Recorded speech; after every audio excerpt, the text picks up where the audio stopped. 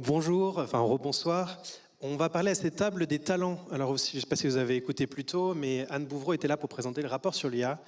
Et dans ce rapport sur l'IA, ils font un constat. Il va manquer 81 000 emplois pour développer et déployer l'IA. Et en plus de ça, ce rapport appelle à former. Alors à former non seulement des experts, mais aussi à former la population en général et à former aussi des métiers qui aujourd'hui n'ont pas de formation IA, mais qui pourraient avoir demain de l'IA en plus dans leur métier. C'est pour ça que je vais recevoir aujourd'hui mes trois invités. Peut-être pour commencer, on va commencer sur ces profils IA qui existaient avant la vague de l'IA générative. Qui était-ce et comment vous organisiez ces équipes à l'époque? Peut-être Vincent, je me tourne vers vous. Oui, bonjour. Donc, effectivement, chez Orange, ça fait longtemps qu'on utilise l'IA, alors pas générative, bien évidemment, mais ça fait à peu près 30 ans qu'on a de nombreuses applications qui utilisent de l'IA pour la gestion des réseaux, pour la relation commerciale. C'est environ 2000 personnes qui s'en occupent. Ça fait une trentaine d'années, ça fait 600 brevets.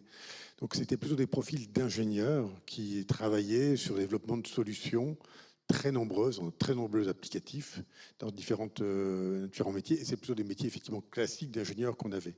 Effectivement, la rupture qu'on a là, c'est avec l'IA générative, c'est l'accès beaucoup plus facile à de très nombreux métiers dont des activités vont être modifiées. Donc le sujet, c'est de passer d'un monde d'ingénieurs spécialistes qui restera là et qui va continuer à travailler, mais avoir de beaucoup plus nombreuses personnes qui vont utiliser pour des activités au sein de leur métier. Et on va avoir des métiers un peu augmentés par ces capacités-là. Marie, au sein de Cdiscount, du coup, vous aviez ces profils-là. Est-ce que vous pouvez rentrer un peu dans le détail de ces profils-là et avec l'arrivée de l'IA générative, comment est-ce qu'on adapte leurs compétences? Alors, chez Cdiscount, c'est une plateforme, une marketplace, 80 millions de commandes, 15 000 vendeurs, 1 milliard de requêtes tous les ans sur le site. Et donc ça, pour gérer de la donnée à l'échelle, il faut de l'intelligence artificielle. Et quand nous sommes devenus une marketplace il y a un peu plus de 10 ans, on a monté une équipe d'intelligence artificielle. Et au-delà du profil technique, donc on est allé chercher un ingénieur qui sortait de Polytechnique, plutôt en haut du classement. On avait aussi besoin de quelqu'un qui avait de vrais soft skills, de gourou, parce que c'est une communauté qui à l'époque était assez rare, des personnes qui avaient besoin de beaucoup d'émulation intellectuelle, de travailler entre eux, d'échanger entre eux. Il y avait vraiment un instinct très grégaire et donc il a fallu qu'on trouve le gourou pour attirer les talents. Et ça, c'était vraiment pas neutre dans le lancement de l'équipe. Après, très vite, notre conviction, ça a été que pour être efficace, agile, il fallait non pas avoir cette équipe de data science un peu hors sol, mais au plus près des développeurs, au plus près des métiers. Donc on avait ce qu'on appelait des feature teams avec le triple profil, data scientist, développeur, métier. Et c'est ce triptyque-là qui nous a permis d'aller très vite, d'être agile, de tester de manière plus intelligente et de passer assez vite à l'échelle. Et finalement, quand l'IAGEN est arrivé, donc nous on a commencé il y a 2 ans, dès qu'elle a été accessible aux professionnels, on était lancé parce qu'on avait déjà ce triptyque, je dirais, efficace et en place, qui existe encore aujourd'hui. Sarah, je me tourne vers vous. Alors, vous avez l'étiquette formation à cette table ronde. Comment est-ce qu'aujourd'hui on adapte, ou pas d'ailleurs, ces formations, et comment est-ce qu'on répond à ce besoin de profil expert qui va arriver? Alors, on les adapte évidemment. Donc, nous aussi, on n'a pas attendu l'IA générative pour former nos étudiants à l'intelligence artificielle. En particulier, l'avantage d'une université, c'est qu'elle vit dans un milieu de recherche dans lequel nous, typiquement, on avait des laboratoires avec 30 ou 40 personnes dédiées justement à finalement ce qui est aujourd'hui très très visible et qui pour nous était notre quotidien depuis pas mal d'années. Ce qui nous manquait, c'était des sous pour faire tourner nos modèles de langue. Bon, d'autres l'ont fait à notre place plus tôt, mais voilà. Donc en fait, nos étudiants, on a tout à fait conscience du fait que le cœur IA, il va falloir formé et on s'est formé un peu de façon importante. Et ce qui se développe massivement aujourd'hui, c'est ce qu'on va appeler l'IA plus X, c'est-à-dire une IA tournée vers des métiers concrets, juristes, journalistes, médecins, biologistes, chimistes, et c'est pas la même IA. Ce sont des IA qui vont effectivement s'adapter à des domaines concrets dans lesquels les soft skills jouent un rôle très important. Et la bonne nouvelle, c'est que autant le cœur IA, on reste sur de l'ingénieur assez masculin, issu de familles très bien renseignées sur les études, autant quand on rentre dans l'IA plus X, on s'ouvre et on va retrouver de la jeune fille, on va retrouver un peu plus largement des profils, on va dire, plus mixtes. Et donc ça, pour moi, je pense que c'est une très bonne nouvelle. Vincent, c'est des profils dont vous avez besoin, j'imagine. Et je sais que vous aussi, vous formez en interne, il y a des enjeux de formation continue pour ces. Oui, en fait, effectivement, on forme effectivement à différents niveaux. D'abord, on veut sensibiliser, on veut que les gens comprennent ce qui se passe, parce que l'ensemble des équipes où on va utiliser, donc cette formation assez massive, on a formé 27 000 personnes sur les 130 000 salariés d'Orange déjà, et on a un programme de formation continue, ce qu'on appelle la formation comme une culture. Ensuite, on forme des gens, disons, c'est un outil, et pour utiliser, pour ajouter plein d'applicatifs dans la relation client, dans la gestion des ressources humaines, pour les juristes, pour énormément d'applications concrètes, et on teste énormément. Et là, c'est environ 5000 personnes, et c'est 1 millier de personnes que l'on forme vraiment pour être un métier. Et c'est des niveaux de formation différents. Et effectivement, aussi, on trouve des profils un peu différents. On a à peu près 4000 apprentis par an, et on a développé notre propre centre de formation pour les apprentis, avec des programmes data scientist, data analyst. Et on trouve effectivement des profils qui ne sont pas des ingénieurs, polytechniciens classiques, mais aussi de nombreuses jeunes femmes. Donc c'est aussi une ouverture vers des métiers un peu différents et des profils un peu différents. Cette approche à 3 niveaux, vous la retrouvez un peu, Marie, ou au contraire, vu que vous êtes une boîte? Oui, alors nous, on a approché l'enjeu de l'IAG sous l'angle de l'acculturation, mais je pense que c'est ce que vous dites. Donc c'est rendre compréhensible l'outil, et rendre compréhensible l'outil, c'est le mettre à disposition. Donc on s'est d'abord adressé au profil tech, et donc on a par exemple GitHub Copilot qui accompagne nos développeurs, tous les développeurs, et la crainte qu'on avait d'ailleurs, c'était que plutôt les jeunes générations s'en emparent. Excusez-moi, GitHub Copilot, vous pouvez expliquer rapidement? Oui, c'est une IA qui aide au développement, au codage. En fait, quand vous faites du code, c'est comme écrire une dissertation, il y a des titres, des sous-titres, des alinéas, des transitions, et puis il y a le contenu du texte. Ce que fait l'IA, c'est qu'elle va structurer le code et elle va réserver aux développeurs la plus-value, l'intelligence à mettre dans le contenu du texte. L'intérêt, il est double. D'abord, ce sont des erreurs en moins, parce qu'on peut faire une erreur quand on code. Et puis, évidemment, c'est des gains de productivité qui vont de 10 à 30% de ce qu'on peut évaluer aujourd'hui. Donc, évidemment, ça n'est pas neutre. Ça permet d'aller plus vite, de faire plus de projets. Donc, c'est des pistes extrêmement intéressantes. Donc, ça, c'est pour des populations qui sont déjà acculturées à la technologie et dont c'est le métier. Et la bonne nouvelle, c'est que là où on croyait que les jeunes s'empareraient plus facilement de l'outil, on se rend compte que c'est plutôt les développeurs expérimentés qui sont plus efficaces. Parce que finalement, il faut quand même avoir une maîtrise du code pour pouvoir être efficace et prendre en main ces nouveaux outils.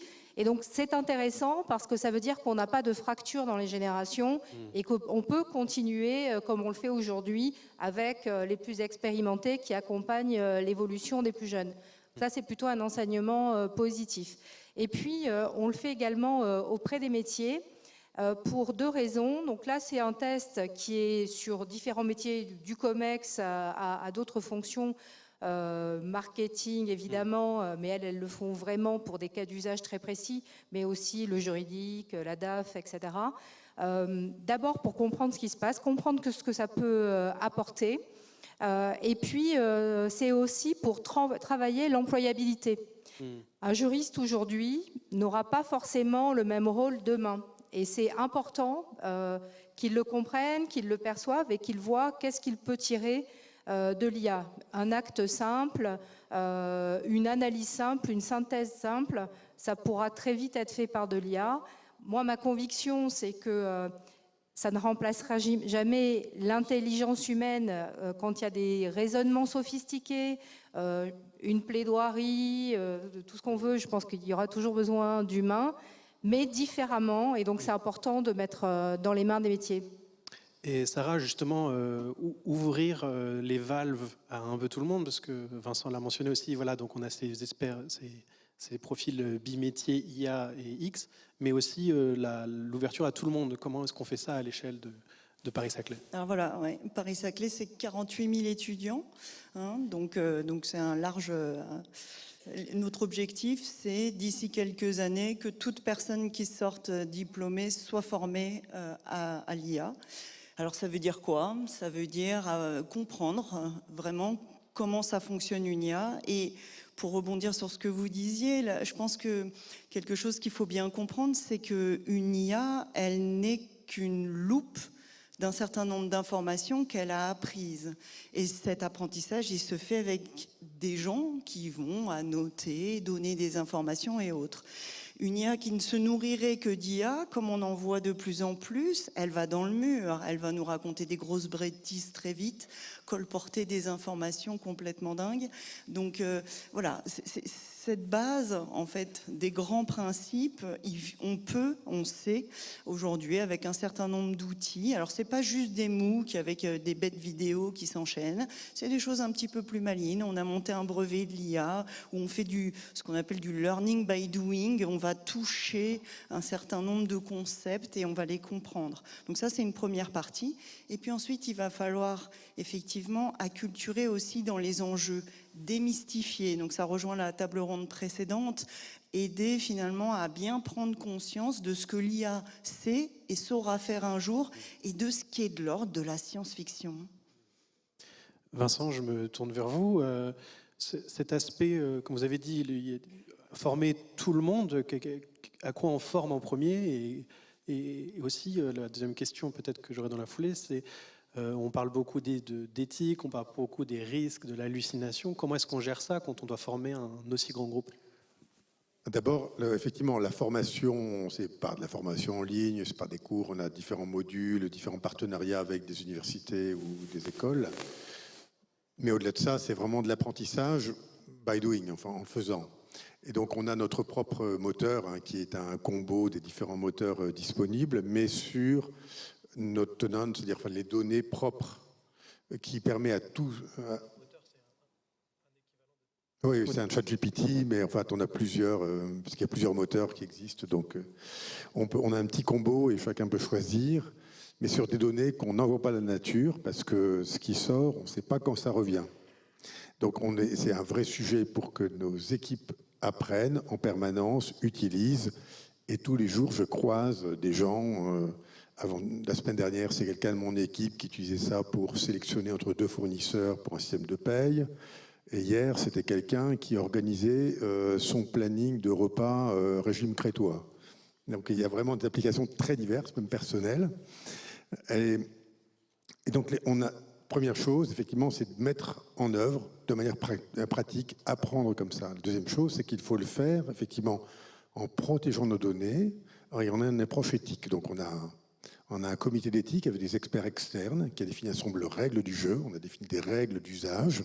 On s'est aussi fait certifier pour s'assurer que notre usage de l'IA ne crée pas des biais cognitifs. Hein, parce qu'effectivement, si on met une bêtise dedans, si je mets dans l'IA, par exemple, le fait qu'une femme soit moins payée qu'un homme, il va le reproduire. Si on ne lui apprend pas que ce n'est pas la bonne chose à faire. Et comme ça, on pourra avoir, on doit y avoir une vraie dimension éthique, et puis il y a une vraie dimension sur les métiers. On a tous la conviction que, sans doute, un peu de métiers vont disparaître, mais on va remplacer des métiers sans IA par des métiers avec IA. Ça va être massif. Et il faut réfléchir aussi avec les salariés, les partenaires sociaux, sur qu'est-ce que ça veut dire en termes de gestion des parcours, des évolutions. Donc on travaille d'ailleurs, on a lancé des études sociologiques autour de ça, pour bien comprendre ce que sont les évolutions des métiers. Et mon point par rapport à ça, c'est que sur le fond, même si on a énormément de statistiques qui vont nous dire X% de métiers en plus, X% de métiers en moins, personne n'en sait rien. Aujourd'hui, il faut tester, il faut creuser, mais il faut le faire avec une dimension technique et une dimension humaine. C'est vraiment ce qu'on explore. Alors on regarde un peu partout. J'imagine que vous posez les mêmes problèmes, Marie? Oui, ce sont des problèmes qui sont absolument fondamentaux. Quand on a lancé nos équipes d'il y a une dizaine d'années, on avait monté un groupe de travail autour de l'éthique à l'époque. Et on avait d'ailleurs supprimé de notre algorithme de scoring qui octroie le crédit en ligne sur Cdiscount le critère du genre. Parce que les algorithmes de scoring des banques comportent toujours ce critère, donc on l'avait. Et la réalité, c'est que les femmes sont moins éligibles au crédit que les hommes. Et on s'en est aperçu précisément en faisant le tour des algorithmes de toutes les équipes. Et on a tout décortiqué et on a comme ça corrigé des biais qui étaient dans les algorithmes. Donc ça, c'est une démarche qu'on avait eue à l'époque et on s'est évidemment remis dans cette dynamique-là avec l'IAGEN, d'autant plus qu'il y a quand même beaucoup de craintes, de fantasmes, parce que la rupture de cette IA par rapport à l'autre est très importante. Il y a de l'inconnu. Il y a ce qu'on appelle les hallucinations. Donc c'était important pour nous d'inclure la dimension éthique dès le départ et dès le développement de ce sujet. Pour un peu conclure, comme on a dit, il y a ce besoin de profil. Sarah, en termes de capacité, est-ce qu'on peut remplir plus les classes? Est-ce qu'on a les étudiants suffisants? Et est-ce qu'il faut agir sur le secondaire déjà? Parce que justement dans le rapport, il mentionne qu'il faudrait agir très tôt pour les formations aux enjeux. Oui, tout à fait. Alors, j'étais même au Sénat il y a quelques semaines avec un certain nombre de collègues particulièrement brillants qui expliquaient que malheureusement tout se joue en France en CP. Voilà, on va aller dans les collèges et dans les lycées, mais il va falloir qu'on aille aussi dans les petites écoles. Ça, c'est pour. Donc, je vous invite à regarder. Il y a des replays qui sont super intéressants. Et sinon, oui, j'allais dire l'espoir, c'est cette IA pour plus X, dans laquelle une étudiante ou un étudiant a commencé par autre chose et on va le ramener à l'IA parce que c'est aussi une IA qui fait du sens et qui donne du sens. Le fait de travailler sur des données d'écologie, le fait de travailler sur de l'aide à l'optimisation de protocoles de soins ou autres, c'est une IA qui donne du sens. Et donc on va pouvoir comme ça justement répondre à un certain nombre de besoins. Mais des étudiants qui ont envie de faire de l'IA, on en a beaucoup. C'est le travail de démystification, de dédiabolisation dont il est question dans le rapport auquel vous faites référence. Et peut-être pour finir, du coup, cette pénurie, vous la ressentez, vous, dans vos recrutements? Alors pénurie, oui, il y a une tension sur les marchés entre un besoin qui est exponentiel et une ressource qui ne se développe pas à la même vitesse. On n'apprend pas, enfin, c'est effectivement, et surtout si on part depuis le CP. Donc, et donc ça veut dire que nous sommes dans l'obligation de développer nos propres outils d'upskilling, reskilling. On a fait 20 000 qualifications récemment sur ce sujet technique, simplement parce qu'on sait qu'on ne va pas pouvoir avoir les vieux formats classiques de formation par mentoring, etc., de quelqu'un qui a fait ça depuis 20 ans. Ça n'existait pas il y a 20 ans. Donc, effectivement, c'est de l'apprentissage, de la formation continue, du test. Il ne faut pas se limiter à un moyen, mais multiplier les sources pour effectivement faire grandir le plus vite possible. Marie, je vous laisse rebondir dessus rapidement. Je partage votre point de vue. Je voudrais quand même souligner un point. L'IA générative, c'est l'IA dans les mains de tous. Pour autant, cette IA, elle est construite. C'est une combinaison d'IA classique, d'IA générative. Et cette construction, ce sont des architectes qui le font, c'est pas tout le monde. Et ceux-là, ce sont bien des profils ingénieurs et plutôt même docteurs, c'est-à-dire avec une appétence sur la recherche. Et ça reste un nombre d'hommes, donc ça veut dire concrètement aujourd'hui que les modèles d'IA sont conçus par la moitié de l'humanité et pas l'autre. Et donc il y a évidemment des biais. Et donc la pénurie de femmes en matière d'IA est vraiment inquiétante. Sur ce constat un peu alarmiste, on crie, mais réaliste. appelle. Voilà, tout à fait. Merci beaucoup. Merci à vous.